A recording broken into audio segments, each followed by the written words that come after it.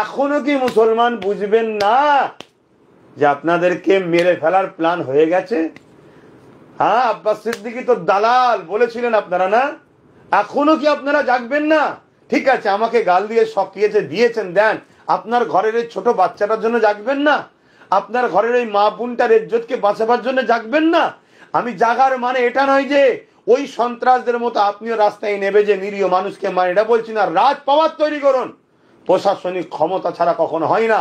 আর যদি মমতাকে আপন মনে করেন, ওকে আপন মনে করেন, তাকে আপন মনে করেন, তাহলে আপনারা যেভাবে ঠকছেন আগামী দিন কিন্তু ঠকলে আর বাঁচার উপায় নেই।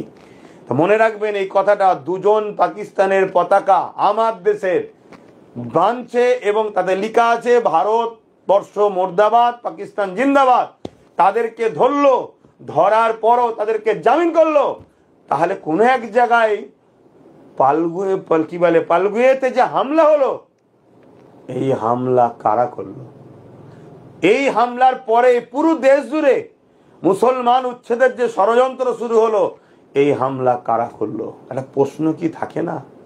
এটা বুঝবেন না?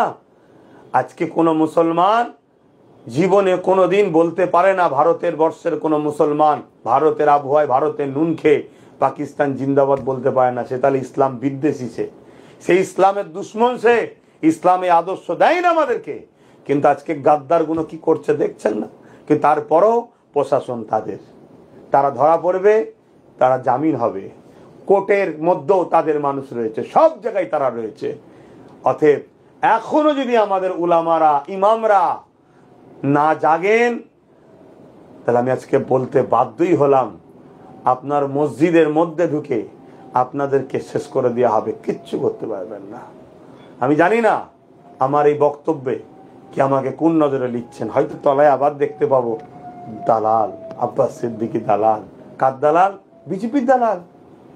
কিছুদিন পরে শুনবো, কখনো শুনি টিএমসির দালাল, কখনো শুনি বামের দালাল। আল্লাহ বিচার করবে, আল্লাহ বিচার করবে। তবে মানুষকে বাঁচাবার, মানুষকে সঠিক পথ দেখাবার ইসলাম হুকুম দিয়েছে। আমি বললাম দায়িত্ব নিয়ে, তবে একটু জোরে জোরে কথা বলেছি, আমি আরো একবার ক্ষমা চাইছি, খারাপ নেবেন না। কেন? আমি খুব ব্যথালে বলে ফেলছি। ভালো থাকেন, সুস্থ থাকেন, আল্লাহ হাফেজ।